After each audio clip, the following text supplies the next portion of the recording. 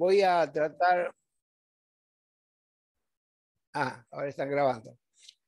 En función de esto, voy a tratar de hacer una concatenación de algunos marcos teóricos que muchos de ustedes seguramente conocen, para poder explicar por qué considero yo una violación ética y estética de aquellos mediadores que banalizan la mediación, no siguiendo la esencia misma, que es entender al ser humano y entender la restauración de los vínculos y la paz social a través de estos procesos. Si me permiten, voy a demorarme un segundito en colocar el PowerPoint y vamos a seguir conversando. Al final de esta presentación que yo voy a hacer, eh, Paulita va a ir recogiendo las,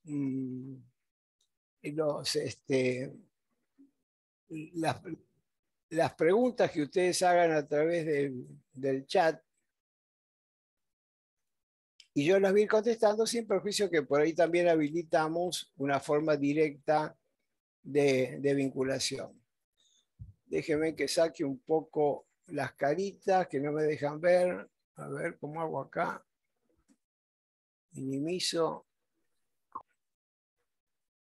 Espérenme un ratito. A ver cómo hago. Bueno, ahora mi técnico me va a explicar cómo hago. Bien, entonces, en base a esto que hemos charlado, ¿cómo hago para minimizar las caritas? Eso, ¿sí? ¿Qué hago? Hacerlo vos. Touch.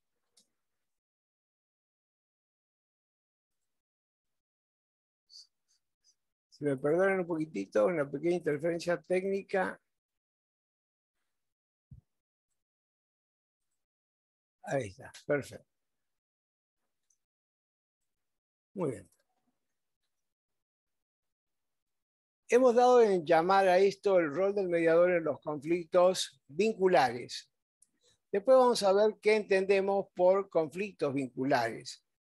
En principio me gustaría compartir con ustedes la diferencia que hay entre el sistema consultante en crisis que viene a la mediación y el sistema de mediación propiamente dicho. El sistema consultante en crisis generalmente es un sistema que contiene a las partes y a los terceros significativos que integran sus sistemas de relación, de interacción, en un estado donde las reglas, el establishment, la homeostasis o el equilibrio que permite sostener ese sistema, para ser más claro, un sistema familiar, un sistema societario, un sistema consorcial, un sistema vecinal, que tienen sus reglas y su forma de mantener cierto equilibrio de negociación.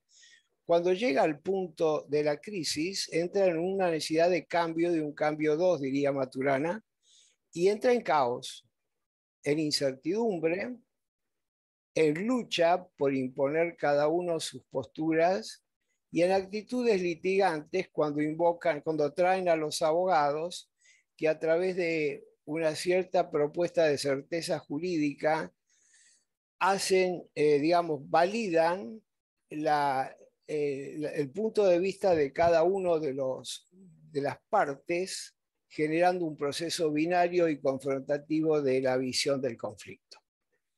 Cuando este sistema consultante ingresa a la mediación, o sea, las partes, comienza un cambio porque han llegado a un sistema que está diseñado para establecer un proceso dialógico en donde vamos a asistir a las personas que concurren allí para poder buscar la posibilidad de un acuerdo. En este caso, el caos se convierte en un orden a través del encuadre. Y acá tenemos un primer problema importante que yo recién lo mencionaba. ¿Por qué el encuadre? El encuadre es el acto fundacional de la mediación. El encuadre es el que permite establecer y consensuar las reglas del juego dentro de la mediación a través de lo que ya sabemos, no hace falta repetirlo: confidencialidad, voluntariedad, multiparcialidad, respeto mutuo, etcétera, etcétera. Si no hay encuadre consensuado por las partes, eso quiere decir, una vez que se lo contamos a través del llamado discurso inicial al inicio de la mediación, le preguntamos qué han entendido. Buscamos la forma en que ellos nos cuenten, si es posible, qué han entendido. Eso se llama consensuar un procedimiento que luego nos da una herramienta fundamental que es el reencuadre. Por eso, que los mediadores consideren que no necesitan decir el encuadre, porque ya los abogados le cuentan a las partes que es la mediación desde su versión, o porque molesta en el proceso y es una cosa que puede ser suprimida, a partir de allí ya están generando una iatrogenia en el proceso. También el sistema de mediación, a la incertidumbre del sistema consultante en crisis antes de llegar a la mediación, la va a convertir en un espacio de certidumbre. La certidumbre va a estar dada por el encuadre. La lucha va a convertirse, digamos, en el proceso de la mediación en colaboración, que ya se inicia con el parafraseo, con la devolución del mediador, respetando la materia prima de la mediación, que es la narrativa de las partes, y la actitud litigante se convierte en una actitud de diálogo. Si los mediadores no entienden que el sistema consultante es un sistema en crisis, que debe ser contenido con empatía, con mucha escucha activa, con mucha entrega, con mucho respeto a un otro, válidamente otro sea tan valioso como el mediador, y pone en primera plana la presencia del abogado como el que sabe lo que hay que hacer, omitiendo toda la narrativa, todo el proceso emocional, todos los temores, deseos o preocupaciones que están vigentes en estas personas que entran en crisis, convierte la mediación en un proceso iatrogénico, es decir, disfuncional, es decir, espurio. De allí está esta sensación que a mí me genera ver muchos mediadores desarrollando esto, muchas instituciones avalando este sistema de trabajo, incluyendo mi propia provincia, que me lleva a hacer esta propuesta para debatirla con aquellos que quieran compartir este espacio.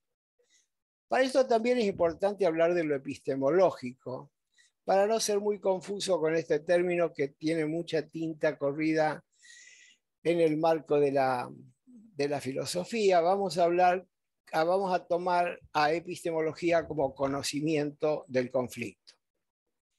Y hay en nuestro país dos grandes formas de abordar los conflictos. El sistema heterónomo de solución, que está dado por la intervención de un juez o en la parte privada de un árbitro, y el sistema autónomo de solución, que es la negociación directa entre las partes. Desde la teoría de los contratos, ahí se espera, para que las partes lleguen a una solución directa, se espera que haya intención, libertad, buena fe, autonomía de la voluntad, etc. Todas estas circunstancias a veces no son posibles, por más que maravillosamente la teoría de los contratos las mencione, porque está por medio el enojo, el enquistamiento, la mutua adjudicación de responsabilidades, la exculpación de la responsabilidad propia, y las partes no pueden hacer una negociación directa, saludable, porque están atravesadas por emociones y por estas mutuas culpabilizaciones de la situación que están incurriendo. Entonces recurren a un abogado. Y el abogado lo que hace es iluminar la perspectiva del uno y del otro en términos jurídicos y generar un proceso binario, un proceso de confrontación. Y en ese caso, no estamos hablando de, a ver, Colegas, por favor, no sé qué pasa, pero hay como, a Sí, ver, sí, ya ahí, lo silenciamos. Pero listo. pasa que se desmutió 2 veces. Bueno, entonces el origen del conocimiento del conflicto en el sistema heterónomo, o sea, en el sistema judicial, va a estar dado por las ciencias jurídicas. O sea, va a haber un reduccionismo de todos los hechos y de todas las circunstancias, de las partes que aparecen en sus narrativas, un reduccionismo a 4 o 5 normas jurídicas y alguna jurisprudencia aplicable al caso. Y allá queda la cuestión planteada a través de los hechos de la demanda, que es la renarración que los abogados hacen de la narrativa de las partes.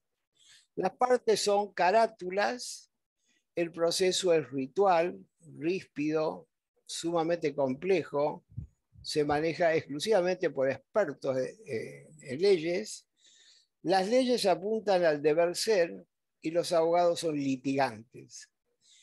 En el sistema autónomo de solución, o sea, la negociación, que en este caso es negociación asistida por un tercero experto ético respecto a su experticia y a su praxis, el origen del conocimiento está en las partes, no en las ciencias jurídicas. Las partes traen lo que llamo la materia prima de la intervención en mediación, que son sus narrativas. Los hechos de la demanda se convierten en la mediación, o sea, en aquel lugar donde epistemológicamente las partes son los que conocen el conflicto, en las narrativas que solamente ellos pueden dar respecto a su visión del conflicto. Las partes acá no son carátulas, son protagonistas, por eso si un mediador se alía con el abogado en la lógica jurídica, está contaminando el espacio de la mediación con lo que él sabe como abogado litigante, y el mediador se presta a este juego iatrogénico. El proceso ritual, en este caso, es un proceso flexible, y las leyes del deber ser que están en el plexo normativo del Estado se convierten dentro de los derechos disponibles en leyes de las partes, porque son las partes las que van a encontrar los espacios dentro de esos derechos disponibles de acuerdo con la ayuda del mediador, a través de la resignificación de la postura inicial, y estas partes no están en un proceso de deber ser, sino están en un proceso de estar siendo protagonistas de una situación que requiere de una solución. Los abogados litigantes idealmente deberían convertirse en abogados colaborativos, vale decir, que aquel abogado que trabaja como abogado litigante en el marco de una mediación está ejerciendo una mala praxis. Por eso es importante que los abogados se formen en estas técnicas para poder entender la diferencia entre los procedimientos. O sea, que la epistemología de las ciencias jurídicas está en la epistemología de las ciencias jurídicas juega en el espacio de un juicio. La epistemología relacional de las partes, o sea, las partes como conocedoras del conflicto, es lo que juega en la mediación. Bueno, entonces hemos hablado un poco del sistema consultante en crisis que llega a mediación, y hemos hablado de la diferencia fundamental entre ambos procedimientos para poder entender por qué es importante una cierta estética y una cierta ética en el marco de la mediación con un respeto al protagonismo de las partes, que son los que saben sobre el conflicto, más allá del reduccionismo jurídico que sus abogados aporten. Ahora, el rol del mediador. El rol del mediador es muy importante. Es director del proceso, o sea, es responsable de todo cuanto pasa. no es un cargo de poder, sino es un poder delegado de las partes, es una prestación, una locación de servicio en los cuales las partes entregan al mediador la posibilidad que dirija un proceso de mediación. Con lo cual aquel mediador que se siente por tener una matrícula de mediación, un juez que puede decir lo que dice, está presentando una justicia de segundo orden no sujeta al debido proceso adjetivo y que puede ser sumamente riesgosa en el marco del ejercicio de los derechos. El mediador es generador del clima de cooperación y confianza a través de la empatía, de la escucha activa. Tiene solidez conceptual, por lo menos se espera que no se olvide aquellas cosas que aprendió durante la formación. Escucha activa, como dije recién, empatía, liderazgo positivo, trabajar desde la multiparcialidad, o sea, a favor de ambas partes, escuchándolas a cada una según sus circunstancias y sus individualidades, y teniendo un fuerte autocontacto consigo mismo, con sus emociones, con sus depositaciones, para no interferir en el proceso, para no afectar a la imparcialidad que éticamente le corresponde. Ahora, digamos, ¿de dónde surgen todas estas miradas hacia el protagonismo de las partes que lo aleja del concepto jurídico de las partes como carátulas y los abogados como actores en nombre de las partes? Acá nos encontramos, ven esta figurita, a través de dos conceptos interesantes que son el concepto del observador y el concepto constructivista. Cada uno de estas partes dice sobre esta pelota que está al medio y que es bicolor, una la ve verde, la otra la ve amarilla y tenemos una primera y segunda posición en este planteo. Recordemos que esto nos trae un poco la idea de Harvard, de las posturas rígidas de cada parte.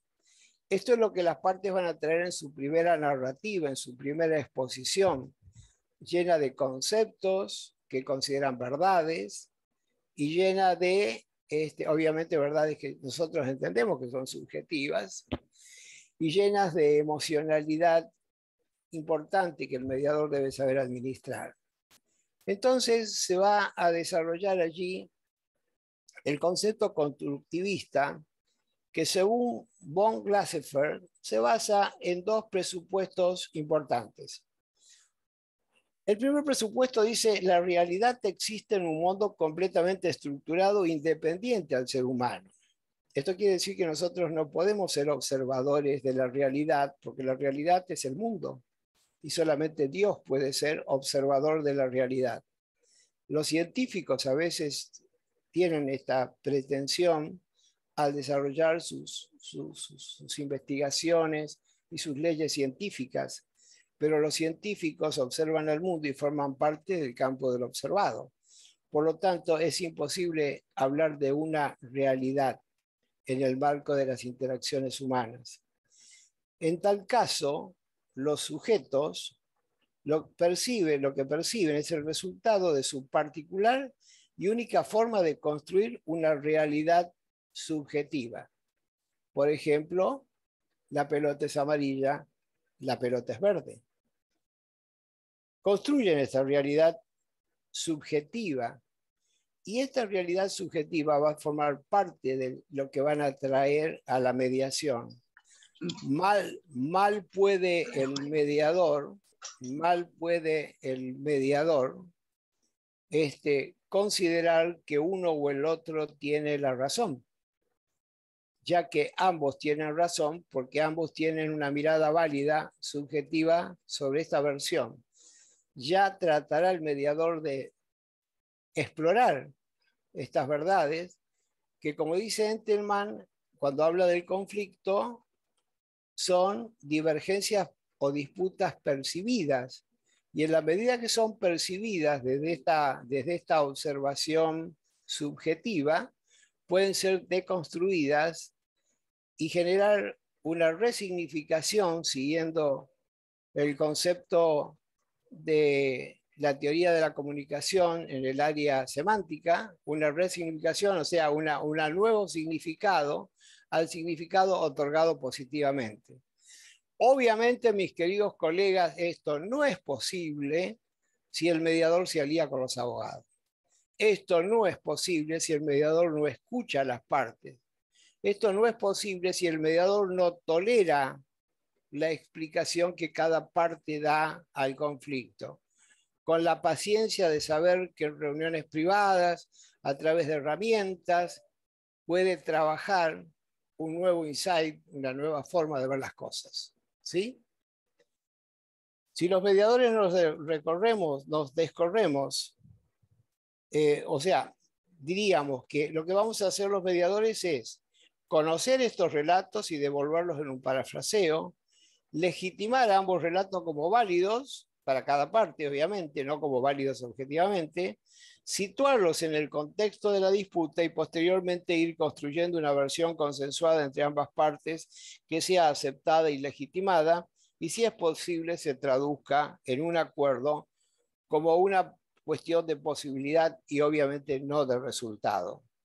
Si los mediadores nos descorremos de la existencia de una realidad objetiva, o sea, por ejemplo, la ley, y asumimos que la realidad es constituida por el observador, o sea, las partes, podemos entender que cada parte haga un relato diferente. En base a este planteo, veríamos hablando de la teoría del observador, veríamos hablando de la construcción que las personas hacen de su observar, en el hacer, decir y pensar. Veníamos hablando de cómo el mediador va a tomar estas cuestiones para poder trabajar y aparecemos en el concepto narrativo. ¿Qué es lo narrativo? ¿Por qué hablamos de narrativa? ¿Por qué ha hecho tanto trabajo Sarakov sobre el concepto narrativo? Voy a traer a Jerome Brunner, un psicólogo sistémico, que dice que el modo de pensamiento más antiguo de la historia humana se define como el narrativo y consiste en contarse historias a uno mismo y a los otros. Nos pasa, por ejemplo, cuando estamos en el marco de nuestras relaciones interpersonales, familiares, amistades, etc. Y nos vemos y empieza uno a decirle al otro, contame, ¿qué es de tu vida? Y empezamos a narrar. Al narrar estas historias vamos construyendo un significado con el cual nuestra experiencia adquiere sentido. Cuando tiene sentido para nosotros, a partir de esa versión, decimos, hacemos y pensamos en base a esta construcción de significado. Y la construcción de significado surge de la narración del continuo actualizar de nuestra historia, de nuestra trama narrativa, lo que hace una actividad humana fundamental. Vale decir, no es que construimos hoy y punto, en el próximo segundo, seguimos construyendo en la dinámica de la interacción y en la evolución veloz que tiene la existencia. Tal como aporta Caran, Risolía y Elbaum en su hermoso libro, en el modelo narrativo tendremos en cuenta la trama o secuencia de acontecimientos que van a decir las partes de su lógica causal, y dentro de esa narrativa va a haber personajes como villanos y víctimas, según la visión de cada uno de ellos. Los valores utilizados para interpretar estas acciones van a ser expuestos y es importante la coherencia internarrativa que se construye entre las partes disputantes, en donde las historias pueden ser comparadas por el operador del conflicto como observador del sistema y encontrar puntos de coincidencia que en el esquema de Harvard le llamaremos intereses comunes, o intereses diferentes donde cada parte tiene un interés que puede desarrollar a través de la solución del conflicto que es personal y único de esa parte. ¿Cómo hacemos para explorar esto? Para hacer preguntas, para interesarnos, para escuchar, para establecer la escucha activa. si no hemos hecho un encuadre, si las partes no saben desde qué lugar preguntamos, si los abogados interfieren en términos de un debate jurídico, si los abogados se pelean desde el punto de vista jurídico como se pueden pelear en una audiencia de conciliación judicial, bueno, todo esto cae. Pero lo que intento mostrar a ustedes es que hay un marco teórico sólido que avala la importancia de la intervención del mediador. Habíamos hablado de los vínculos, ¿sí? Permítame un poquito. Bueno, esto sería el concepto narrativo y la coherencia internarrativa, que son esos puntos que el mediador observa, que son coherentes y son, digamos, y que integran puntos de coincidencia, pero que las partes en su proceso de enojo, en su emocionalidad, no advierten, que es uno de los elementos más interesantes de la teoría de Sálakov. El método de Harvard, que no lo voy a desarrollar por razones obvias, nos presenta dentro de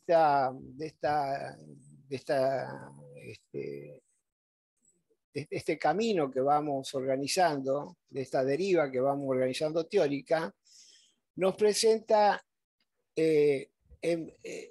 como primer elemento las posiciones.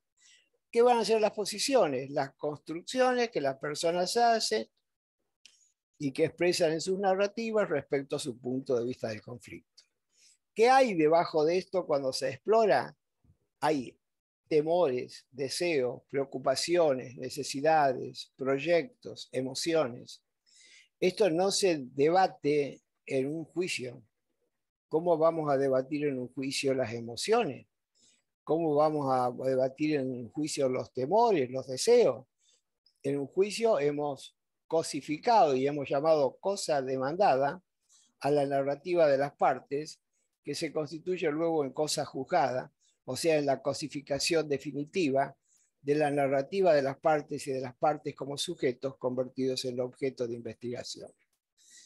Por eso el esquema de Harvard es tan importante, porque a partir de esas partes blandas permite el generamiento de opciones y el análisis posible para lograr resultados sin afectar a las relaciones y a los vínculos. Siguiendo un poquito con estos conceptos, vamos a pensar el concepto de lo vincular. Para poder hablar de lo vincular, voy a citar a Denise Nachmanovich. Denise Nachmanovich es una psicóloga de Argentina, sistémica, que tiene un maravilloso libro que se llama El juego de los vínculos. Está muy en línea con lo que vamos planteando en esta charla, lo que dice Nachmanovich. Y dice que los vínculos no son conexiones entre sujetos preexistentes o estructurales rígidos, sino que los vínculos emergen simultáneamente en una dinámica de autoorganización. Esto es que emergen y coevolucionan entre sujetos en una dinámica creativa, que es el juego de la vida. Fíjense ustedes qué maravillosa descripción al ver que los vínculos nos autoorganizan y nos generan un proceso constante, creativo y de crecimiento en el juego de la vida.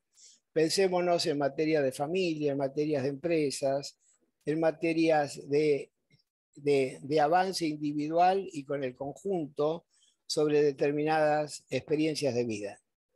Por ende, a la mediación vincular concurren muchos terceros significativos con determinado rol positivo que pueden ser convocados simbólica o físicamente para colaborar con la clarificación del conflicto. ¿Cómo enterarse de la existencia de un padrino que tiene una gran influencia entre ambas partes, o un cura confesor, o un abuelo, o una cuidadora, si no escuchamos las narrativas y entendemos que en esas narrativas están los personajes que conforman el mundo, digamos, significativo de lo que las partes están narrando?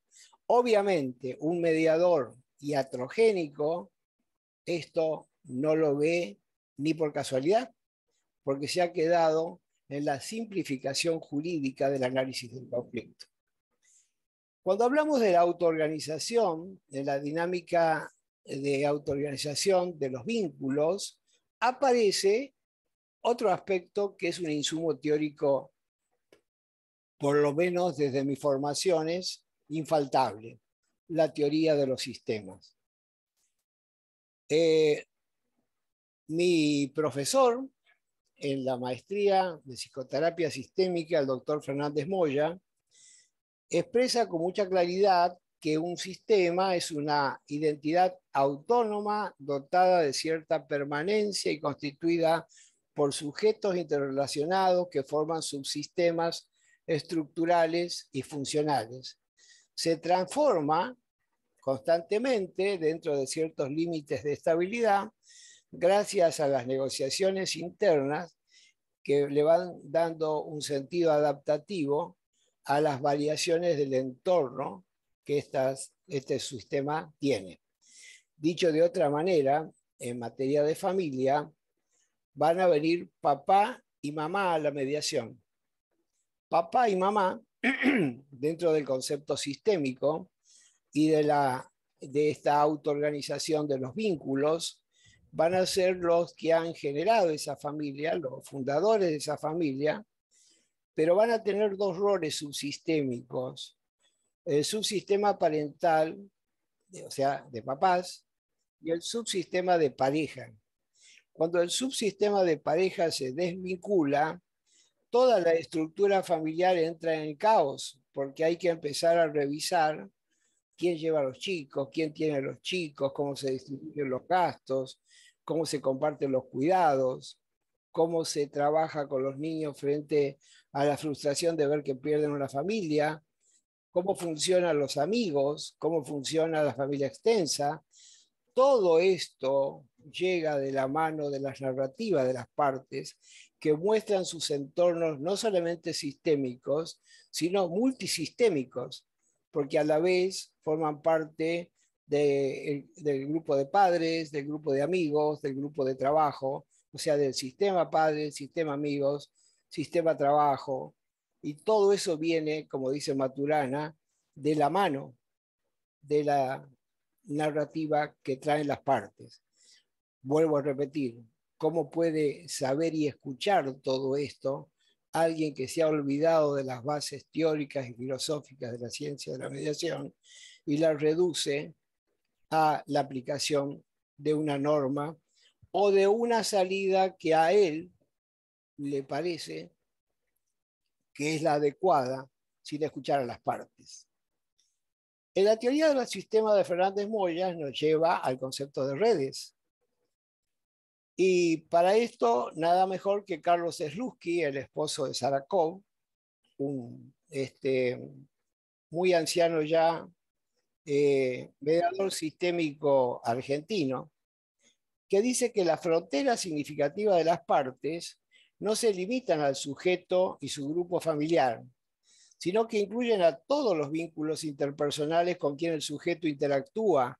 O sea, hablando del sujeto, hablamos de la parte, como amigos, vecinos, compañeros de trabajo, de estudio, deportes, etc. Uniendo a lo hasta acá dicho, Slutsky expresa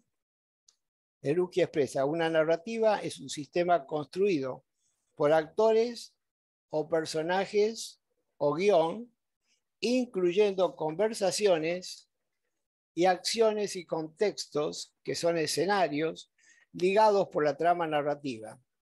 A esto agrega que si las partes pueden cambiar con la ayuda del mediador, los personajes, el guión o el contexto, cambia toda la trama. Y eso es lo que hacemos los mediadores: generar nuevas visiones, no nosotros, sino proponerle a las partes que, si lo aceptan, a través de las herramientas, las metáforas, las preguntas circulares, las preguntas reflexivas, el uso de la PNL, el uso de las herramientas de las distorsiones cognitivas, etcétera, etcétera, etcétera, permite que las partes puedan explorar esas redes a través de una pregunta circular, por ejemplo, y generar nuevos significados al significado abroquelado que traen al inicio de la mediación en sus posiciones. Para eso está muy interesante este aporte que hace von Benbrenner para que nos permita entender cómo funcionan las partes. Las partes van a estar dentro de un macrosistema, que es la forma de organización social, creencia y estilo de vida de la cultura o la subcultura. Por ejemplo, hace poco estuve observando el sistema de conciliación en Bolivia y es impresionante ver cómo hay una serie de distintas culturas que tienen su forma de vestimenta, su lengua y su propia, digamos, percepción de las cosas idiosincrática, y concurren a las mediaciones para ver una anticresis, para trabajar algún tema familiar, y el mediador trabaja en la interculturalidad con gran solvencia. Este es el macrosistema. El exosistema serían las instituciones intermedias entre el macrosistema y el microsistema, como pueden ser las facultades, las escuelas, las plazas, los clubes, los lugares de trabajo, los bancos, etc. Todo eso que en pandemia se nos cerró y nos dejó metidos en el microsistema, que es la red cara a cara que tienen las personas en el marco laboral, en el marco familiar, etcétera, en el marco de amistades, etcétera, etcétera. Y dentro de este concepto de mamushka sistémica, que va del macro al exo y al micro, aparece el hombre en su dimensión conductual, cognitiva, psicodinámica e interaccional. Este es el hombre que llega a la mediación y que forma parte de todo este entramado sistémico que se conocen a través de sus narrativas, generando esas redes de contención que podemos explorar si es que somos mediadores que ejercemos la mediación desde una mirada estética y ética. Hay aportes de algunas propuestas, como el metamodelo de la PNL, que va a hablar de las estructuras de superficie cuando habla de la narrativa, de la primera narrativa de las partes, y de las estructuras profundas cuando se involucra en lo que podemos llamar los intereses.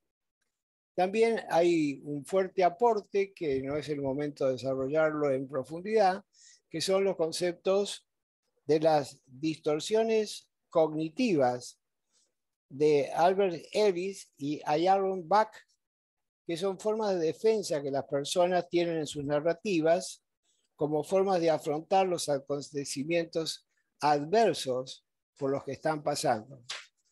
Precisamente las distorsiones cognitivas, al igual que el metamodelo de Brander y Grinder de la PNL, dan lugar a intervenciones que permiten resignificar la puntuación semántica, o sea, el punto de vista de las partes primario, al abordar mediante preguntas y otras herramientas omisiones, distorsiones, generalizaciones, etiquetaciones, creencias arbitrarias, inferencias rígidas, etc. Vale decir que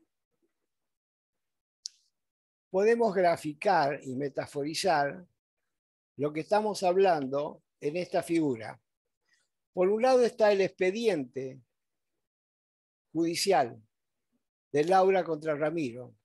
Por el otro lado está Laura y Ramiro con sus emociones, con su proceso de crisis, con su estrés, y también los terceros significativos, que en este caso son sus hijos. Acá reina la certeza jurídica, la mirada objetiva de la ley.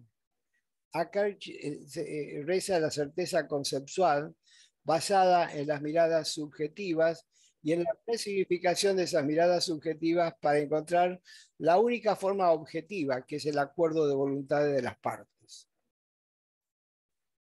Decíamos que había en todo este proceso estrés. Las partes que llegan a la mediación a través de un proceso de caos llegan estresadas. Acá me permito citar al doctor López Rossetti cuando dice que se entiende por estrés aquellas situaciones en las cuales las demandas externas, sociales, familiares, vecinales, etcétera, superan nuestra capacidad de respuesta, o sea, la situación de crisis. Se produce así una respuesta que actúa sobre los sistemas psicológicos, neurológicos, inmunológicos y endocrinológicos, produciendo un desequilibrio psicofísico y la vivencia de un estado emocional de sufrimiento condicionado. Allí surgen emociones que pueden bloquear las decisiones protagónicas de las partes que buscan en los abogados la liberación del agobio. Obviamente, cuando están en el marco de la mediación, esa búsqueda de los abogados de la liberación del agobio, que se convierte en un repuntalamiento de la confrontación, encuentran un espacio dialógico, un clima de cooperación, un clima de confianza y un mediador capaz de desarrollar éticamente su función. Bueno, hasta acá un poco lo que les proponía desde el marco teórico. Permítame un aporte más, que sería a través de la licencia poética. Dice el poeta hablando del rol del mediador: a mediar me llama la diaria rutina, rutina que incierta pierde su rutina, cuando mis supuestos luchan por supuestos, cuando mis valores quieren ser actores, cuando mi cordura me pasa factura, cuando ser neutral es solo casual.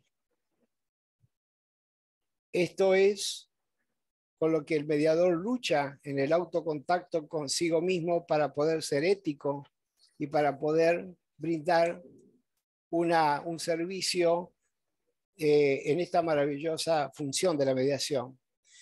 El poeta también habla de la narrativa y dice, dentro de la licencia poética: a mediar me llama la diaria rutina, rutina que incierta pierde su rutina, cuando surge en viva esa escucha activa en las duras tramas de las narrativas, momento exclusivo en que seres vivos cargan emociones, confrontan pasiones, reclaman venganza, afilando lanza y extraen de la historia la mala memoria. Pero no se queda ahí el poeta, sino que también describe poéticamente al parafraseo como un punto de apoyo a las partes que vienen en esta situación de dolor. Y dice: a mediar me llama la diaria rutina, rutina que incierta pierde su rutina, cuando el devaneo de duros fraseos inspira el sosiego de un parafraseo, limpiando el terreno de tanto veneno, proponiendo calma que impacte en el alma y poniendo en juego toda fantasía que pueda prestar con su analogía. No se queda allí, sino que también habla de la crisis, este poeta, y dice: a mediar me llama la diaria rutina, rutina que incierta pierde su rutina, cuando un ser extraño viene lastimado, ya no se apodera de la vida misma, y la herida duele y está aprisionado y está en hemorragia su propia autoestima. Si encuentro en la trama de su dura historia los hilos más fuertes que lo legitiman, esos sanadores que le dan cabida para ser actor de su propia escena, la propia novela que vale la pena, lo invito a sumarse a nuestra partida. Si me permiten, agregaría también cómo ve este poeta las herramientas. Y dice: a mediar me llama la diaria rutina, rutina que incierta pierde su rutina en el juego sano de las reflexiones que cambian supuestos y calman pasiones. Impacto al que apunta a formular preguntas cuyas respuestas nunca fueron puestas en el repertorio de las posiciones. Finalmente, hace gala este poeta de la circularidad y dice: a mediar me llama la diaria rutina, rutina que en pie incierta pierde su rutina, en el interjuego de girar con otros, la danza que alienta a usar la herramienta por la suave vía de toda empatía. Y cuando habla de la historia alternativa de Sarakov, dice: a mediar me llama la diaria rutina, rutina que incierta pierde su rutina, cuando reconduce divergencias duras explorando formas de nuevas corduras, buscando excepciones a las percepciones, negando vigencia a la actual creencia, construyendo puentes, descubriendo afluentes, vinculando almas en las nuevas calmas, buscando victoria en una nueva historia. Y finalmente, la ética del mediador, cuando dice: a mediar me llama la diaria rutina, rutina que incierta pierde su rutina, cuando respetuoso presto mi servicio al otro que sabe, pero que lo ignora, sin caer en trampas o incurrir en vicios, que rompa la poesía de la ecología de quienes reescriben la faz convergente, la nueva memoria de una vieja historia. Queridos colegas, gracias por el aguante. Ha sido un poco lo que quería expresar para poner en valor a aquellos que ejercen las funciones de mediadores en forma ética, aquellos que no se han olvidado de estas maravillosas fuentes teóricas que nos cambian la vida y la cosmovisión del mundo y nos permiten funcionar en el arte de la mediación, que, como les decía, los mexicanos hoy la han convertido en ciencia. Les agradezco su atención, me siento cómodo de haber podido exponer todo esto y espero con gusto las reflexiones o aportes que ustedes quieran hacer o las preguntas que quieran hacer, ya sea por el chat que amablemente Paulita está recogiendo, ya sea en forma directa habilitando sus micrófonos. Agradeceré la mayor participación posible. Muchas gracias. Anto, hay Sí, te piden dos recomendaciones antes que alguna pregunta. sí. Lorena te pide, dentro del concepto de psicoterapia sistémica, ¿qué autor recomienda para leer? Bueno, en principio puede ser Fernández Moya, eh, yo diría que, bueno, el libro de Marinés Suárez, de familia, allí ella toma este tema bastante bien.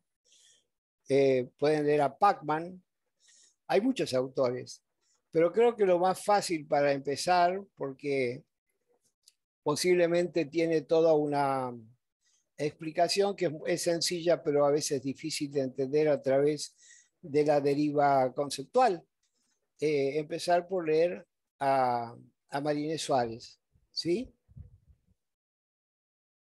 Bárbaro. Y también te preguntan, Mariela Pereira, si puede repetir el nombre de la autora del libro del Juego de los Vínculos. Creo que Sebastián ya se lo pasó, pero no está de más que lo vuelvas a decir por si a alguno le quedó ese Se título llama sin.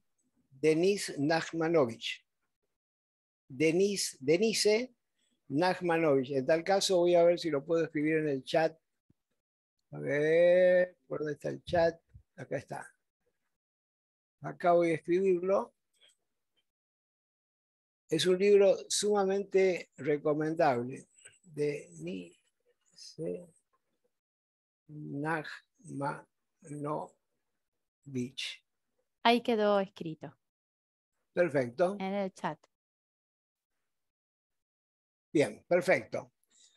Bueno, pero a ver, me gustaría que le demos calor a esto. ¿Qué ¿Me cosas? permitís? Sí, cómo no. Para romper un poco el hielo. Sí, Como muchos de nosotros por ahí vivimos en lugares chicos, ¿no? Provincias o puede ser un espacio geográfico grande, pero de repente con el correr del tiempo uno se empieza a conocer mucho entre todos los mediadores. Inclusive algunos somos abogados y mediadores y ejercemos ambos roles. ¿Y qué recomendarías vos en cuanto al tema de la relación del abogado mediador? Porque he recibido comentarios que algunos colegas abogados se sienten incómodos frente a esta relación amistosa que puede tener el abogado de la otra parte con respecto al mediador, que se conocen porque son además ambos mediadores, ¿no? Y a veces eso se toma como una pérdida de neutralidad y empieza a desdibujarse un poco del rol del mediador. Quizás es un temor del abogado que no conoce al abogado mediador de la otra parte y al mediador.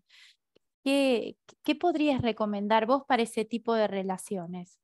El espacio de la mediación es un espacio sistémico y está integrado por todos los sujetos que forman parte de la interacción dentro de este espacio. Los abogados forman parte como un subsistema junto con sus clientes o en sus roles de colegas dentro de la mediación.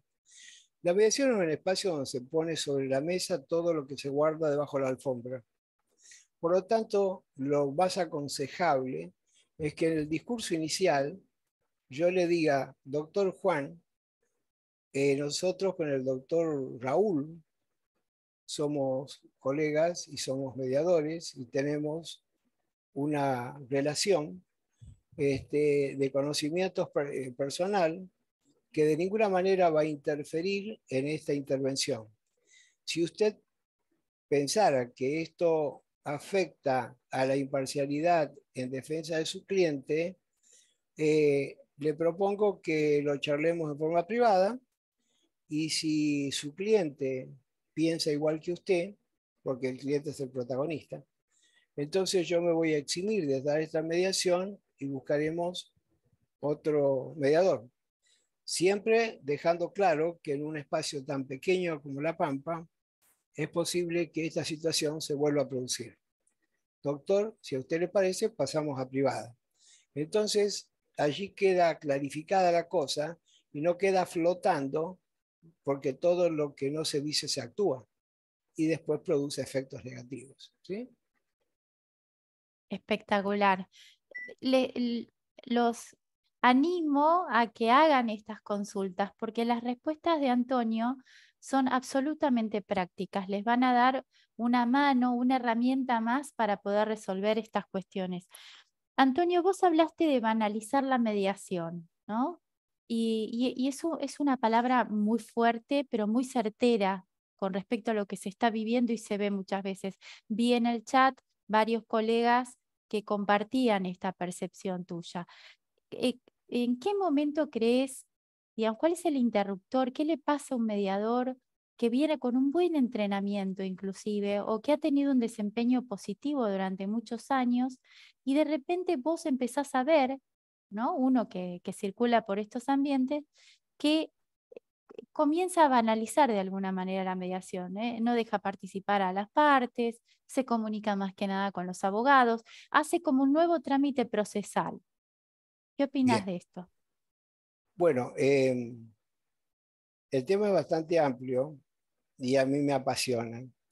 Eh, yo creo que cuando yo realicé esta formación, y eso lo veo en muchos de mis alumnos también, hay una transformación personal. El que se forma en estas metodologías ve la vida de otra manera. Sale del concepto de la formación del abogado, del psicólogo, del trabajador social, del médico, o sea, de las formas en que en otras actividades viene desarrollando su mirada al mundo y cambia el foco de observación con gran respeto al otro. La mediación empieza a generar un espacio donde el sujeto no es objeto, no es carátula, no es el objeto de demanda digamos, no es un objeto de investigación en un proceso de juicio. Es un sujeto que actúa por su propia cuenta en contar su verdad y poder, si quiere, y el mediador tiene la habilidad para invitarlo a eso, generar su propia versión, un cambio de versión de los hechos para llegar al acuerdo. Esto, querida Paula y queridos colegas, genera mucho laburo, mucho trabajo, genera mucha tolerancia a los tiempos de las partes, llega mucha entrega del mediador. Entonces, sobre todo en los problemas vinculares, si se trata de un cobro de peso, no estoy hablando del tema. Estoy hablando cuando hay que proteger proveedores, clientes, familia, vínculos en el futuro. En esos procesos vinculares ejerce un efecto restaurativo de los vínculos, la intervención del mediador. Y esto, caramba, es una imposición ética importantísima, una gran responsabilidad. Claro está que si yo veo que tengo que trabajar 2 horas o 3 en una mediación, o hacer 3/4 intermedios, sin tener esta concepción de base, voy a decir, pucha, si yo esto lo puedo resolver en media hora, porque lo que traen es muy fácil de plantearle y les digo lo que hay que hacer. Entonces, no son las partes las que elaboran su proceso de cambio. Reciben un consejo.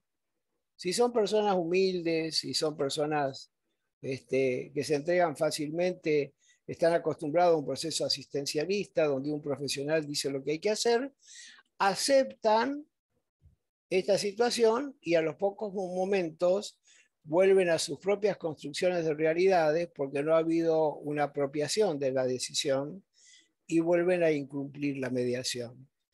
Entonces, los mediadores que banalizan la mediación son los que piensan que a través de 2 o 3 sugerencias, que pueden ser maravillosas, pueden mediar diciéndole a las partes lo que hay que hacer. Por todo esto que hemos conversado hoy. Por lo tanto, ¿por qué lo hacen? Por comodidad, por falta de profundidad, por no hacer un proceso de cambio en su mirada, por creer que esto es un mero trámite, mal llamado previo a la acción judicial, cuando realmente la mediación en otros países se ha convertido en un sistema autónomo de resolución de conflictos que precisamente protege la autonomía de la voluntad, la autocomposición. Entonces, si en la autocomposición, desde la teoría de los contratos, tiene que haber libertad, buena fe, autonomía de la voluntad, discernimiento, intención, ¿dónde más se puede desarrollar todas estas positivas miradas de la teoría de los contratos que en un espacio donde hay un tercero que acompaña a las partes en la gestión de sus emociones, de sus construcciones de realidades, para poder llegar a un punto? Esto implica mucho trabajo. Más sencillo es decirle a las partes lo que hay que hacer. Eso implica asumir lo que es ser mediador. Y a veces las propias instituciones no tienen un sistema de supervisión, un sistema de calidad, un sistema de revisión, y entonces cada mediador va descorriéndose de esta complejidad y buscando simplificar su trabajo, y como nadie le dice nada, establecen esta banalización de la mediación. No sé si con eso contesto tu pregunta, querida Paula, pero Totalmente. vos estás preguntona, pero nadie se pregunta. No, no, tengo dos acá reservadas. A ver, Recién entra uno, pero voy a ir por orden para respetar a todos. bien. Em, Gustavo Velázquez quiere saber cuándo es conveniente utilizar la herramienta de las sesiones privadas. Bueno, yo creo que eso aparece en la primera reunión a través de, bueno, de esto que tanto se nombra que es la escucha activa, que sería la actitud del mediador de poder despojarse de sus propios significados y abrirse a las conductas de las partes, poder observar, ser un observador de la interacción de las partes, un observador calificado, y allí va a observar si las partes están en un proceso de, obviamente, de divergencia, pero con capacidad de diálogo. Por ejemplo, conversan en voz baja, se escuchan, tienen una interacción razonablemente fluida. Entonces ahí yo creo que no hay que ir a reuniones privadas. Cuando hay actitudes, digamos, de hegemónicas cuando puede verse una cierta, yo no llamaría violencia, porque la palabra violencia hoy tiene un peso bastante complejo dentro de las conceptualizaciones de la sociedad, pero cierta hegemonía, cierta, digamos, asimetría, y hay una parte que por ahí debe ser contenida y otra parte que maneja una gestión más psicopática. Entonces ahí conviene, cuando hay mucha diferencia entre las partes, ir en privado y ahí se aplica el concepto de la multiparcialidad. O sea, se puede ser operativamente parcial con una parte para escucharla y contenerla, y operativamente parcial con la otra, conforme las características de cada parte, para encontrar puntos de conexión que permitan luego devolverle a las partes esos aspectos que se trabajan en la privada, que son de mayor acercamiento del mediador operativamente a cada una de las partes según sus circunstancias.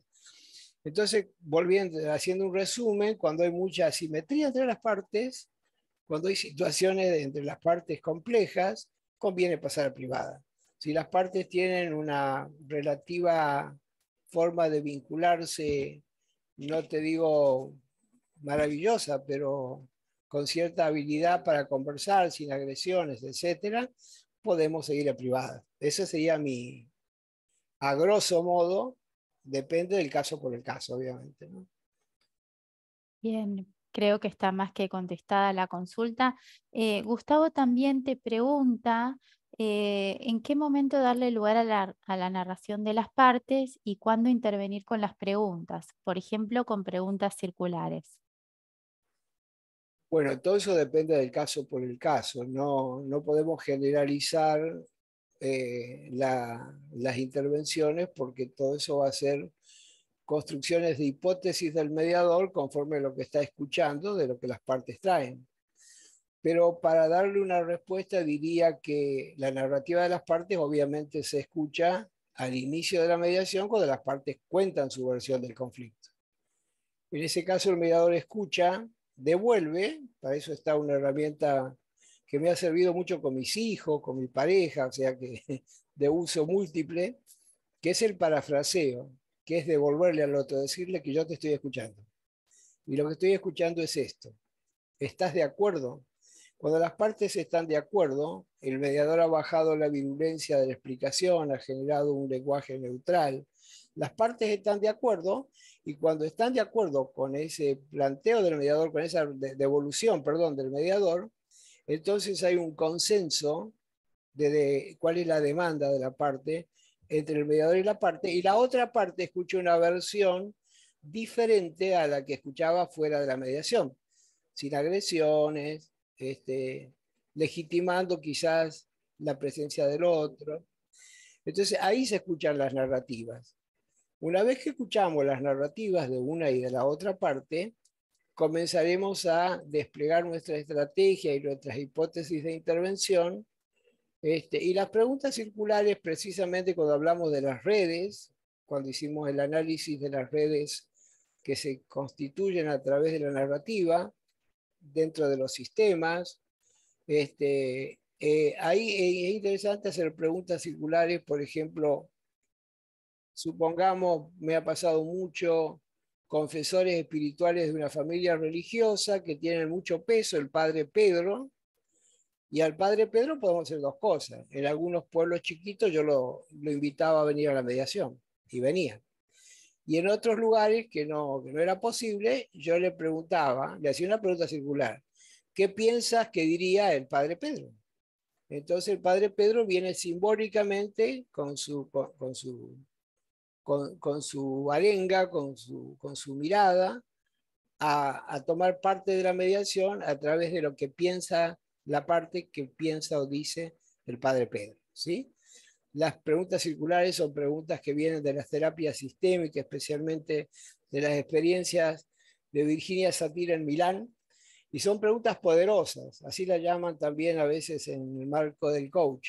Son preguntas poderosas porque tienen la posibilidad de sacar a las personas de la postura que tienen en ese momento y llevarlas a pensar lo mismo desde otro lugar, desde otras personas o desde otros tiempos, ¿sí?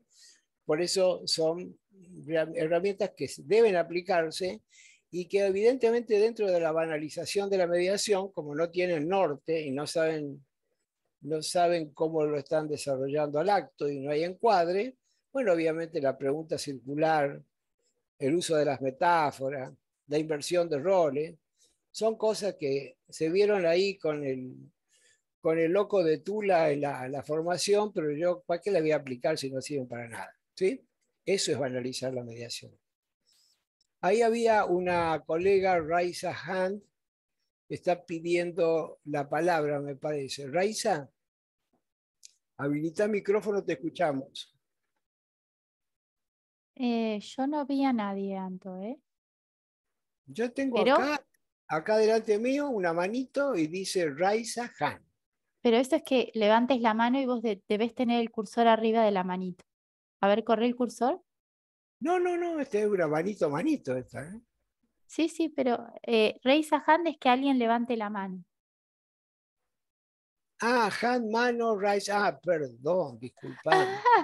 No pasa nada, He no tenías por qué. abandonado mi inglés, por favor, si tenés Y razón. por la concentración en esto, qué interesante esto de pensar cómo se pierde el valor de la herramienta, ¿no? Que es, yo me acuerdo de tus formaciones, la cajita de herramientas. Pareciera que a veces el mediador va a algunas mediaciones y olvidó la cajita, ¿no? Y eso es parte de la banalización. Acá tenemos una consulta de María Belén Brizuela que afortunadamente dice que se está por inscribir en la formación de mediación y le interesa saber cómo hace el mediador para neutralizar sus emociones y no tomar más empatía con uno u otra de las partes. ¿Qué pregunta? Una pregunta interesante. Sí. En general, mira, yo el otro día le hice la misma pregunta a una fisioterapeuta que me está atendiendo y que trabaja con personas con comorbilidades, con problemas graves. Y yo le decía, ¿qué haces vos con tus emociones cuando en la cotidianidad estás viendo tanto dolor? Y ella me dijo, hago Reiki, hago meditación, hago yoga, este, y genero un montón de recursos para concentrarme en mí misma y poder tener un cierto manejo, una distancia óptima con mis emociones. Pero cuando las emociones saludablemente me desbordan y tengo que llorar empáticamente con un paciente, lloramos juntos. Yo creo que esto sería un poco la explicación, ¿no? Yo trabajo mucho sobre mí mismo por el tema emocional, porque yo soy netamente emocional, netamente kinestésico, dirían los de la neurolingüística. Pero he podido trabajar la emoción y a veces la emoción mía se convierte en herramienta, porque yo le digo, uy, qué fuerte, qué difícil que debe ser esto. Me genera como la idea de que esto debe ser una cuestión que te está... Contame un poco, ¿cómo te estás sintiendo? Entonces a veces mi propio parlamento emocional, expuesto a las partes, me sirve de herramienta. Es muy difícil muchas veces uno es un ser humano, no puede eliminar sus emociones. Obviamente. Lo que aprende es a focalizarse en el trabajo y a colaborar verdaderamente como un facilitador. Valeria, ya que levantó la mano, le vamos a dar el lugar. Después sigo con las preguntas escritas. Y Vale, después adelante. y después le preguntamos a la señora, levanta la mano. Felicitaciones, Antonio. Felicitaciones, soy Vale Lescano de aquí de Santiago del Estero. ¿Qué Y vos decís, decías, mi querida emocionalidad? sí, es que exactamente, no, somos seres emocionales y no hay mejor cuestión que el autoconocimiento. Y por ahí leía también, sí, hacerlas pensar a las partes para que lleguen a un acuerdo. Era bueno o no, creo que era una de las preguntas también. Y quisiera aportar, obviamente que desde mi emocionalidad, y vos sabés del afecto y desde mi ciencia de las emociones, que en realidad los acuerdos tienen que ser primero algo que se pueda cumplir, y que nuestro rol maravilloso es nuestro rol de comunicación, de facilitación de la comunicación, para sacarlos de ese plano que vos decías, judicial, donde son actores, donde son un carácter y hasta son un objeto de proceso, ¿no? Qué importancia que tiene aquí, porque vos aquí en las mediaciones escuchas a las personas. En Santiago del Estero, para hacer un resumen, salió una acordada porque las grandes firmas de electrodomésticos y todo lo demás iban a mediación previa en cobro de pesos y efectivamente no les iba a nadie, terminaban en juicio de ejecución. Entonces, hoy por hoy es optativa. Y entonces pensaba en toda tu charla y no se me iba esto a la cabeza y decía, ¿hasta qué punto la institución se ha puesto a pensar que venimos a hacer un parche, cuando en realidad venimos a comunicar, a acercar y a dejar ver aquello que el palacio de tribunales no deja ver por esa cuestión grandota que tiene e imperialista que tiene, imperialista en el buen sentido, no estoy hablando de capitalismo, imperialismo, no, sino que impone, y que deja a un montón de gente tan callada y que es tan necesaria su voz. Y me parece que en ese trabajo de la necesidad de su voz, bueno, sos un maestro, nada más. Vos sabés que yo comparto lo que vos dices y vuelvo a repetir, quizás en el marasmo de conceptos por ahí se escapó. Hay dos formas de resolver los conflictos en nuestro sistema: la heteronomía y la autonomía. La heteronomía es, bueno, que un juez o un árbitro diga lo que hay que hacer a través de una sentencia o un laudo arbitral. La autonomía tiene que ver con los vínculos humanos, con las relaciones humanas, con la capacidad de diálogo. Por eso la ley de contrato habla de intención, de libertad, de buena fe, de autonomía de la voluntad, todos requisitos que están dentro de la mediación. ¿Por qué no hay tantos acuerdos en el marco autonómico y todos se convierten, van al campo de lo heteronómico, o sea, de los tribunales? ¿Por qué? Porque en nuestro sistema todo bicho que camina va para el asador. Es más fácil meter una demanda pagando una tasa de justicia que ponerse a sentar a negociar.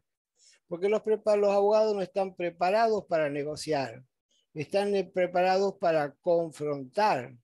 Y confrontar a ver quién la tiene más larga, quién sabe más de derecho, quién sabe más de jurisprudencia. Entonces los argumentos de las partes quedan allí olvidados. ¿Y cuántas veces las partes esperan 4 o 5 años? Me acuerdo, mi secretaria en una oportunidad le dice a un cliente mío que preguntaba por un juicio cuando yo ejercía la profesión hace 25 años atrás, le pregunta, ¿y cómo está el juicio? Porque me decía el cliente, estábamos con mi mujer viendo cuándo salía porque necesitábamos el dinero. Y entonces ella me dijo que estaba en un proceso, en el tratamiento de la preclusión de un plazo. Y cuando fui a ver a mi mujer, me preguntó, ¿y cómo está el juicio? Y le digo, no sé, está en un plazo de la preclu, de la preclu no sé qué cosa. Entonces, imagínense ustedes cuando invadimos desde las ciencias jurídicas a la capacidad autonómica de las partes de debatir cara a cara sus conflictos, posiblemente generando nuevos vínculos, nuevas formas de relaciones, nuevas formas de cuidado de los hijos, en vez de potenciar la divergencia, la bronca, la oposición, el dolor, la humillación, etcétera, etcétera, etcétera. ¿Y por qué es esto? Si realmente los conflictos se manejaran en forma que la ley establece dentro del concepto de la autonomía, de la resolución de los conflictos, los juzgados se ocuparían de los conflictos complejos. o de aquellos que requieren, como el caso penal reciente de los Radler, que requieren que marquen una pauta, que establezcan un antecedente. Entonces, los juzgados se dedicarían a eso y el resto estaría en el marco de la autocomposición, porque es lo que pueden hacer las personas dialogando. Pero el concepto está lejos porque está teñido del concepto jurídico y litigioso.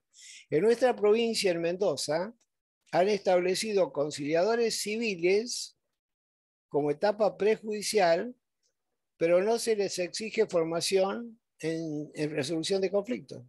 Se les exige conocimiento jurídico.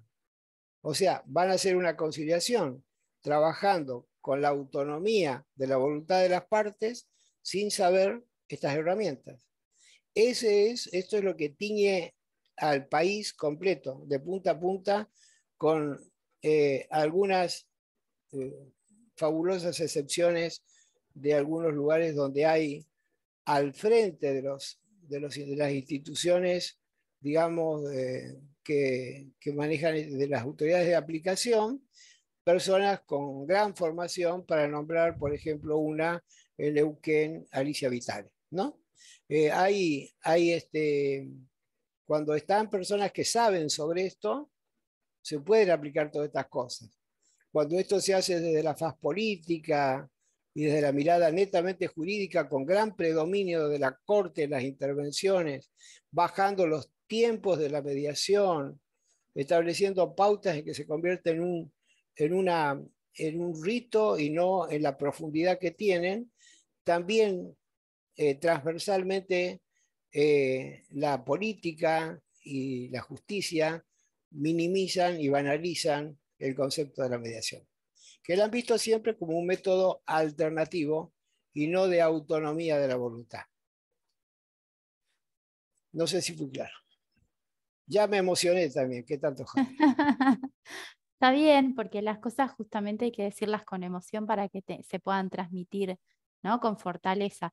Hay una consulta de Nuria Quincar que dice, doctor, ¿qué piensa de las mediaciones que tienen duración de aproximadamente 1 hora? ¿Lo considera conveniente o puede conducir a un acuerdo forzoso por el cansancio de las partes? Muy buena pregunta.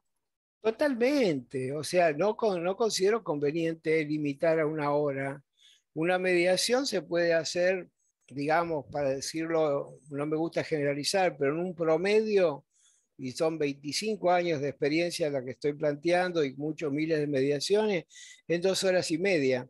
Si son muy complejas, si hay una situación muy atrogénica, muy compleja en el sistema, si es necesario trabajar, si es necesario buscar criterios objetivos, si es necesario llamar a terceros significativos, podrá tener 2 y quizás hasta 3 audiencias seguidas, pero en general se resuelven en 2 horas y media. Ahora, pretender que el mediador, como lo vi en Bolivia, por ejemplo, en la conciliación obligatoria, en 1 hora atienda a las partes, las escuche, aplique herramientas, aplique Harvard aunque sea, y después tenga que manejar la parte administrativa, tipear el contrato y manejar las firmas, eso es una banalización de la mediación. ¿Sí? La diferencia está en que en Bolivia hay conciliación y el conciliador puede hacer propuestas de solución. Gracias a Dios, en lo que yo pude observar en el sistema boliviano, no se aprovechan de esto y trabajan desde las herramientas. En última instancia, hacen propuestas, pero consensuadas y conversadas con las partes. Pero 1 hora es muy poco tiempo. Los sistemas que establecen esto están limitando la mediación y seguramente van a terminar los mediadores diciendo lo que hay que hacer para poder cumplir con los requisitos. Más que claro. Te paso la otra consulta. Luisa Machado pregunta si una mediación exitosa es la que culmina con acuerdo.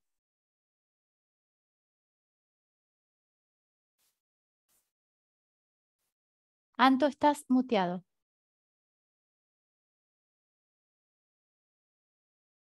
Esto sí que no lo había visto. Ahí estás.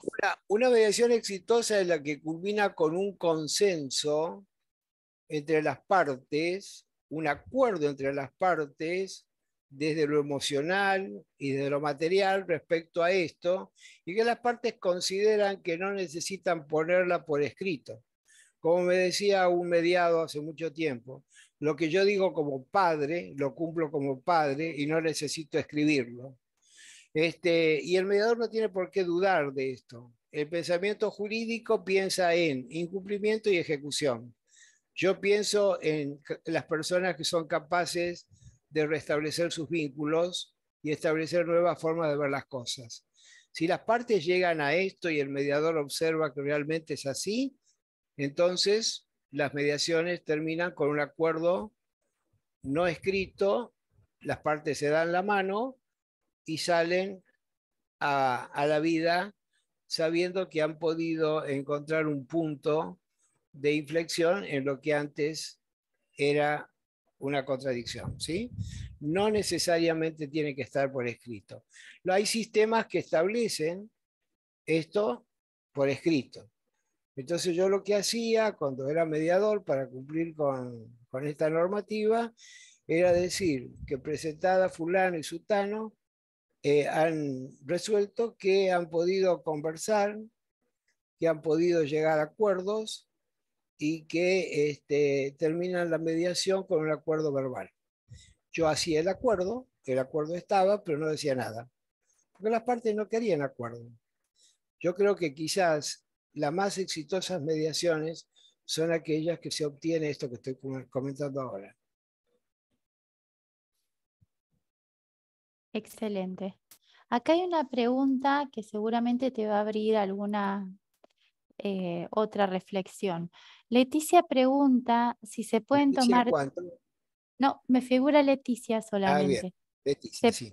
se pueden tomar, dice, si se pueden tomar técnicas proyectivas, por ejemplo, para averiguar sobre psicopatología en algún progenitor. Si yo tuviese alguna situación, yo soy abogado, no soy psicólogo, por más que tenga una maestría en psicoterapia sistémica, nunca abusé de ese posgrado para pensarme en un lugar donde nunca estuve como psicólogo. Entonces, si yo, o además quizás también mis propios procesos terapéuticos, que han sido muchos, pero si yo estoy en una situación donde puedo percibir que hay una situación disfuncional desde el punto de vista emocional, desde el punto de vista psicológico, lo que hago es proponerle a las partes hacer un cuarto intermedio y consultar a un experto, ¿sí? Y todas las cuestiones proyectivas y demás estarán en manos de aquellos que saben. Los mediadores podemos generar efectos terapéuticos en nuestras intervenciones, al igual que los coach, pero no somos terapeutas. ¿No? No sé si contesto a la pregunta. Cualquier cosa, Leticia, te desmuteás y nos decís, pero en principio tiene mucho que ver con el rol del mediador y lo que uno sabe que digamos, puede desarrollar dentro de una misma mediación y, por supuesto, las derivaciones que correspondan, las informaciones, todo esto parte de una mediación y sirve. Hay un comentario interesante. Luisa Machado dice que en Santa Fe se redacta el acuerdo y las de familia se homologan. Si me permitís, Santo, comento, en La Pampa sucede lo mismo, ¿no? Si estás dentro del sistema judicial, ¿no? Prejudicial de una mediación. Pero lo cierto es que lo que Anto nos cuenta es la verdadera esencia de la mediación. Después, nuestras provincias, las distintas jurisdicciones, han armado un formato procesal para poder ingresar esta técnica dentro de los sistemas. Pero el corazón de la mediación es lo que nos cuenta Antonio. De Anto, todas no sé si... maneras, querida Paula, la mediación es voluntaria y es voluntaria en todas sus fases. Sí, Si las partes no solamente es voluntaria para permanecer o irse, sino también para acordar. Las partes pueden llegar a un acuerdo que se lo llevan escrito, que no lo quieren, y como es voluntaria, No puede el sistema violar el concepto de la voluntariedad exigiéndoles un acuerdo escrito. Por lo tanto, con poner en el acta que las partes voluntariamente llegan a un entendimiento y no desean desarrollar un acuerdo escrito, no creo que ningún sistema se pueda oponer, porque sería obligar a las partes a escribir algo que no quieren escribir y violar el concepto de la voluntariedad. Perfecto. Tengo acá una consulta de Laura Castro Stopini que nos dice, los coaches y los mediadores tenemos preguntas poderosas o también circulares para poder empatizar y validar al otro. Es un comentario que ella te hace. Sí, ¿Tenés correcto. algo para aportar de esto? Sí, seguro, pero estas preguntas mis parejas me las hacen en privado, no en público. Bueno, alguna cosita tenía que surgir acá en el chat, ¿no? ¿Qué tal, Lau? Gracias por estar.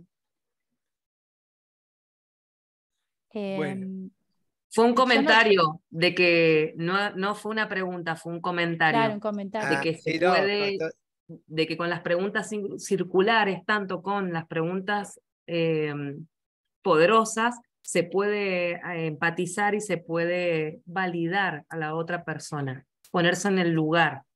sí, es cierto, es así, pero generalmente antes de poder habilitarte a una pregunta, has generado el recibirlas, el hacerlas pasar, el mirar a los ojos, el contarle cómo es el sistema de la mediación con muchísima empatía, tomándote todo el tiempo necesario, el preguntarle si está de acuerdo, el contarle de que si algo hicieras vos como mediador, que a ella le hace pensar que no es imparcial, te lo haga saber. Entonces, a través de esos procesos, de la forma de hacer un parafraseo, se genera la legitimación desde el punto de vista, desde todos los puntos de vista, ¿verdad? La parte legitima al mediador y legitima el proceso. Se sorprende, no sabe que existía esto. Entonces ahí eso te habilita a hacer preguntas. Y las preguntas circulares pueden ser preguntas sorprendentes, que si no tenés una previa habilitación a través de una interacción previa, empática, de escucha activa y de mucha captación, de mucha seducción a las partes, no estás habilitado para hacerla. Pero obviamente que cuando la haces, evidentemente genera un mayor acercamiento. Allá lo veo entre... Sí, Marisol, pero mira justo que yo voy a leer el comentario, que no era pregunta, de Laura, pero bueno. Marisol Bertero quiere hacer una pregunta. Marisol Sí, Bertero. yo había comentado al principio que realmente es un tema súper interesante lo de la banalización. A mí me pasa, soy abogada, soy mediadora y soy de Santa Fe. Está muy contaminado, muy impregnado por los abogados por ahí la mediación, porque pasa que a veces te invaden bastante, a vos como mediador y director de proceso, los abogados como que se imponen bastante, hablan en lugar de sus representados, en realidad los patrocinan. Acá es obligación que vayan con un abogado a la reunión de mediación y realmente cuesta mucho frenarlos a los profesionales porque casi siempre a veces las partes son tímidos o son relaciones de familia que por ahí a lo mejor si quieren decir cosas y hasta que se sueltan, los abogados invaden mucho y meten mucho el tema bueno, porque si no arreglamos acá la cuota alimentaria, no te va a convenir ir a la instancia judicial porque son más honorarios. Todo eso, la verdad que acá en Santa Fe se contamina mucho con el sistema es prejudicial y después hay que presentar el acuerdo. En el caso de que no se cumpla, se presenta el acuerdo en la causa y bueno, como que los abogados aprovechan eso. Siempre está la invasión del concepto jurídico sobre el concepto autonómico. Pero yo eso lo he manejado, Marisol, en el encuadre. El mediador tiene que ser empático, pero también tiene que tener una cierta capacidad de inflexión de voz y de autoridad, ¿sí? No de autoritarismo, pero sí de una autoridad empática. Y yo le decía, estimados colegas, que es importante que estén ustedes acá, es importante que estén para poder estar atentos, sobre todo cuando eran cuestiones comerciales o cuestiones de marcas y patentes, para poder estar atento a lo que dice su cliente, porque por ahí su cliente comenta algo que a usted no le conviene en la estrategia posterior del juicio, o muestra alguna documentación que puede quedar bajo los efectos de la confidencialidad y no puede ser usada como prueba. Entonces es muy importante que usted esté acá como soporte técnico jurídico, pero el protagonismo es de su cliente. Con esto, ¿qué quiero decir?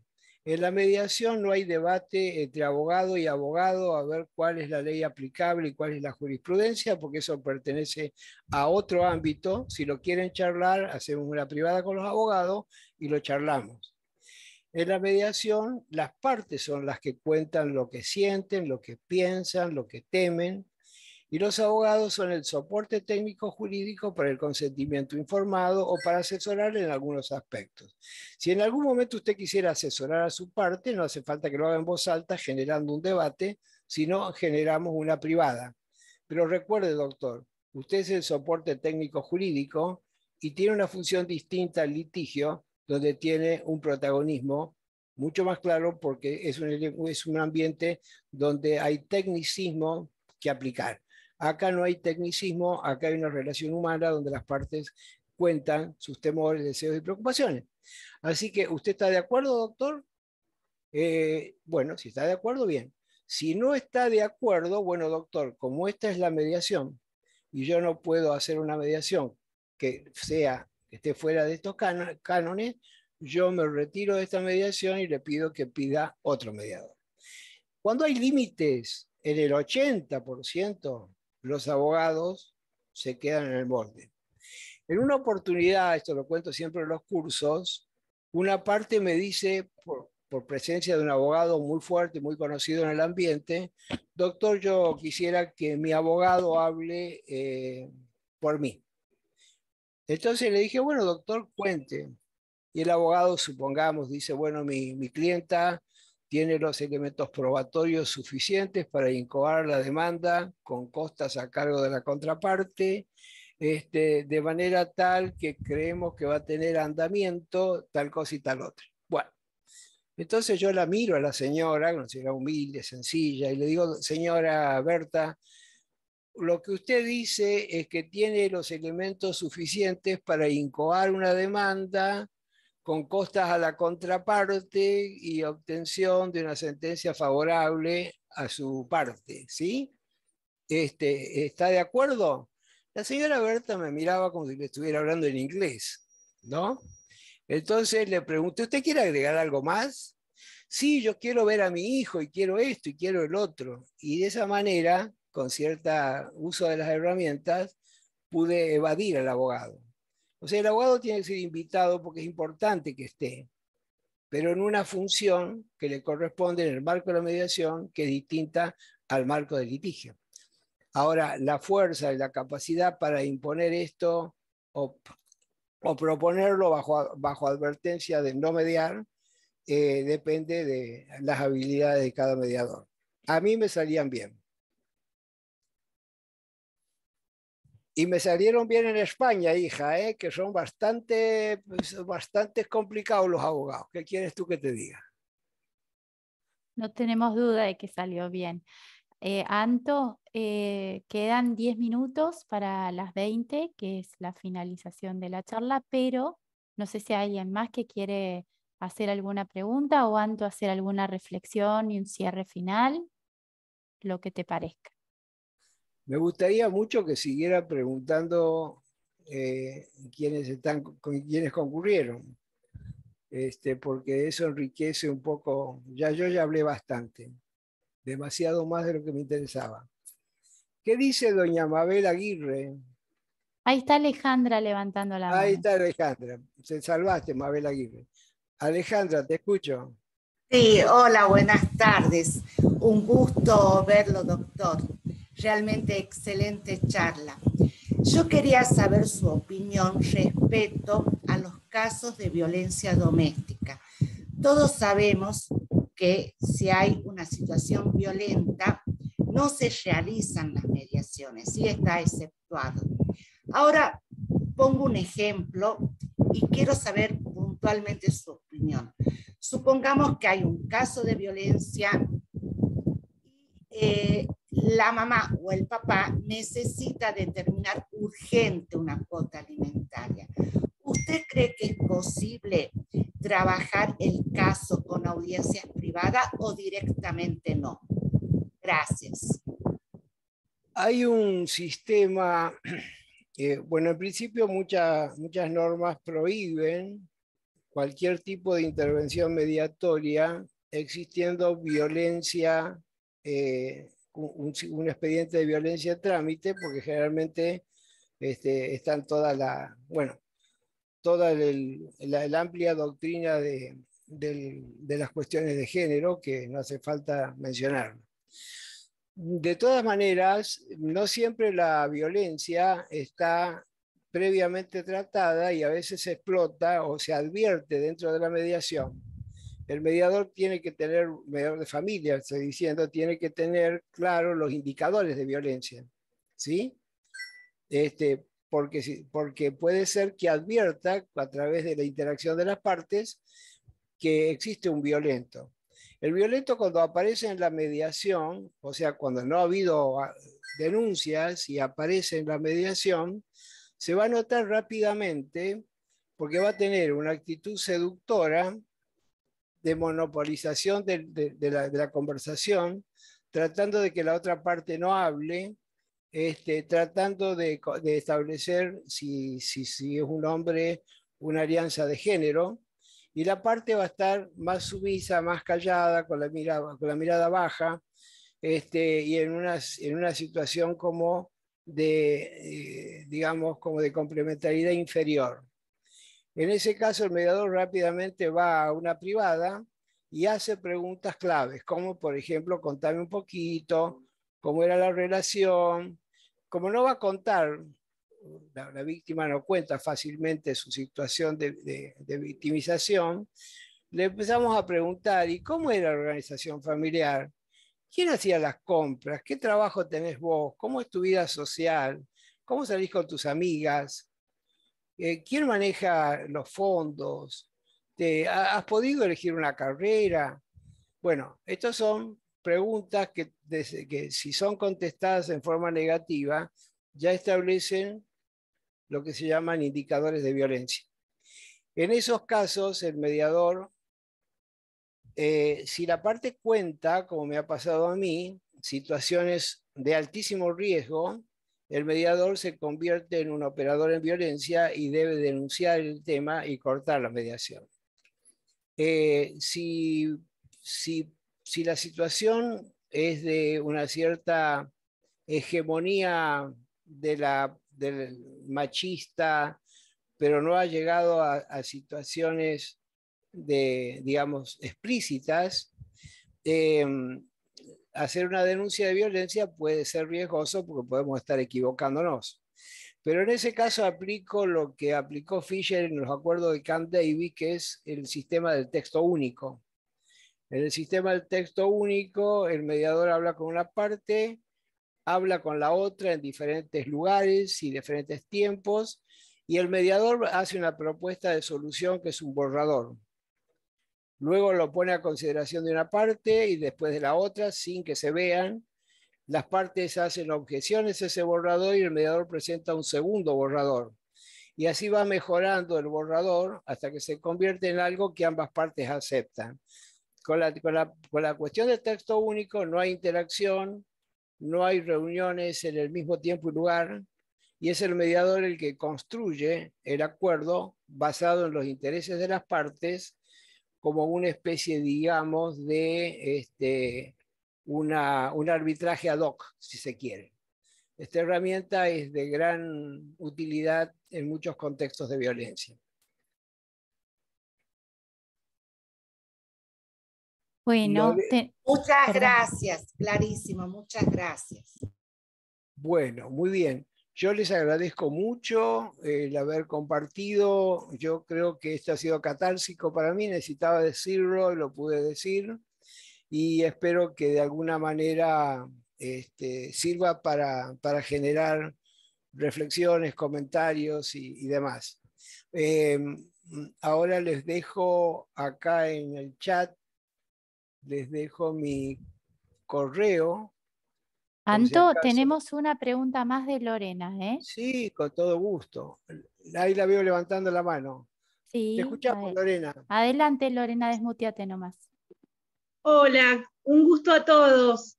Mi nombre es Lorena Tilly, yo soy psicóloga, en verdad trabajo en un hospital desde hace 7 años, me interesa muchísimo todo el área judicial, ejercí también como perito forense, quiero ser breve, no quiero explayarme antes que nada, gracias, me nutrí de muchos conceptos de todos, es un placer.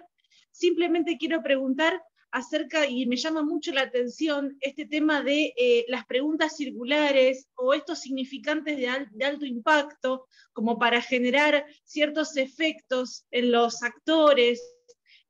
Si me podrían dar alguna orientación sobre algún autor justamente para poder profundizar o alguna técnica que me permita orientarme, porque esto es algo que lo aplico también en el hospital, con los pacientes, con los familiares, en trabajo social, a veces se hacen muchas reuniones y me sirve muchísimo, así que le dejo la palabra y le agradezco muchísimo. En realidad, Lore, casi gran parte de las herramientas nacen de las terapias sistémicas, de las terapias cognitivas conductuales, del concepto de la neurolingüística, del conflicto de los conflictos cognitivos, y los autores los tenés vos más que yo, porque son todas las bases teóricas de tu formación. Ok. De todas maneras, si nos dejás en el chat tu mail, te aportamos alguna información, no hay problema. Yo lo copio, Lorena, pasame tu Gracias. mail y tu Sí, nombre sí. completo y yo lo copio. ¿Podés poner Muchas en el gracias. chat, podés poner en el chat, coleguita, mi mail para que los colegas que quieran hacerme consultas lo hagan? Ya.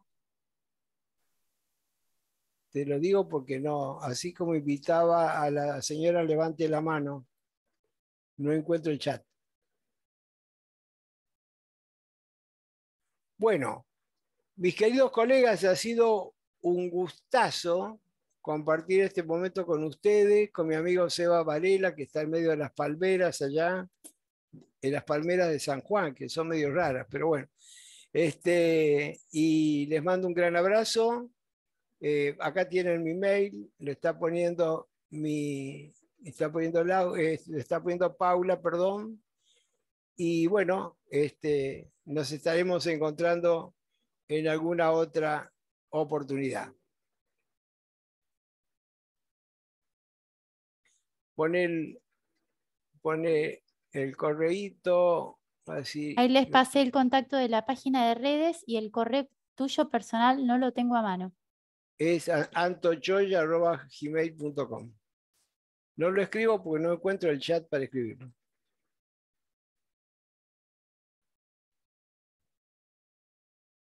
antochoya@gmail.com. Ahí está, Ah, ahora lo encontré. Sí, perfecto. ahí está. Listo.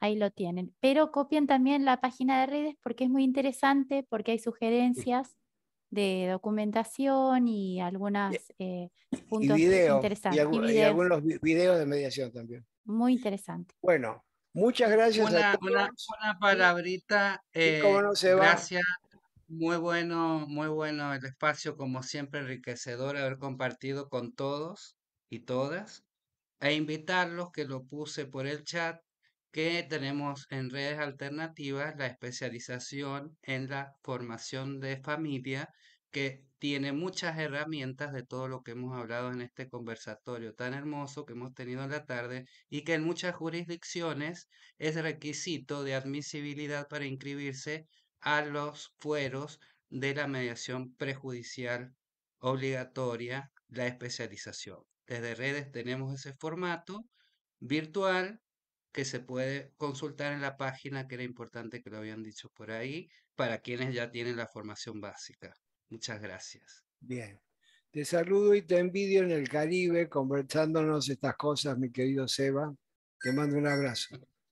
Paula, querida, un gran beso. Paula es mi principal colaboradora, mano derecha de redes, y ya la ven. Así como es bella, es absolutamente preparada en materia de estos temas. Así que bueno, gracias Paulita por tu ayuda. Al contrario. Bien, gracias a Lautaro, el apoyo técnico, y bueno, un gran abrazo a todos y estamos en contacto. Que tengan un gran fin de un abrazo a todos. Vamos a dejar esto grabado para aquellos que lo quieran tener, lo piden por mail, por favor. Bueno, un besito, chau, chau, nos vemos.